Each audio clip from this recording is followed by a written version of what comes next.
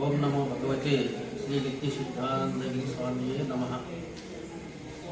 गोपाल कृष्ण भगवान की तांडूर पట్టణం నందు శ్రీ గీతా మందిరం 2005 డిసెంబర్ 6 తారీఖు నాడు శ్రీ శ్రీ శ్రీ నిత్యసిద్ధానందగిరి స్వాముల వారికి ప్రారంభించబడింది.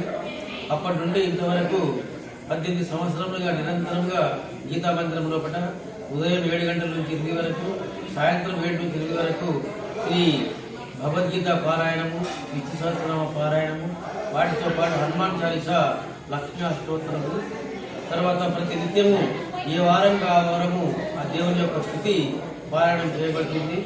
అంతేకాకుండా ఈ గుడిలో కూడా ప్రతి ఏకాదశి నాడు భగవద్గీత యొక్క సంపూర్ణ పారాయణం అంటే 18 అధ్యాయాలు సంపూర్ణంగా ఉదయం పూట ప్రారంభం అయ్యి ఉదయం 11:30 మహాఆరతి ఉంటుంది. అదే రోజు సాయంత్రము పల్లకి సేవ, స్వామి యొక్క పల్లకి సేవ అద్భుతంగా ఇన్ని రోజులుగా జరుగుతుంది. ప్రధానంగా మన హిందూ సమాజంలో వేదాలు, పురాణాలు, ఇతిహాసాలు, ఉపనిషత్తులు ఏం చెప్తున్నాయి అంటే తాను ధర్మార్థ కామ మోక్షాలనేటువంటి 4 పురుషార్థాలను సాధించాలని, అలా సాధించడానికి మొట్టమొదటగా తాను ప్రతి ఒక్కరు కూడా అర్థం కోసం ఆకలాడుతున్నాడు కాకుండా ఈ అర్థాన్ని లేదా డబ్బుని ధర్మానికి ముడివేసి దాన్ని సంపాదించుకోవాలి. అదేవిధంగా కోరికల వెంట బాగులాడుతూ ఉన్నారు ఈ సమాజం లోపల.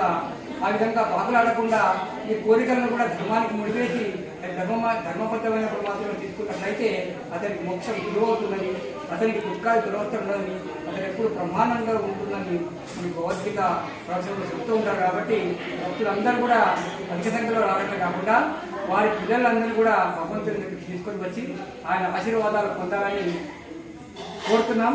ఎంతటి గొప్పవారైనప్పుడు కూడా భగవంతుడు మాటివాడు. అంతేకాకుండా ప్రతి దేవాలయంలో ఉండేటువంటి అర్చక స్వామి అర్చక హరి సాక్షాత్ నిలబెడుతుంది.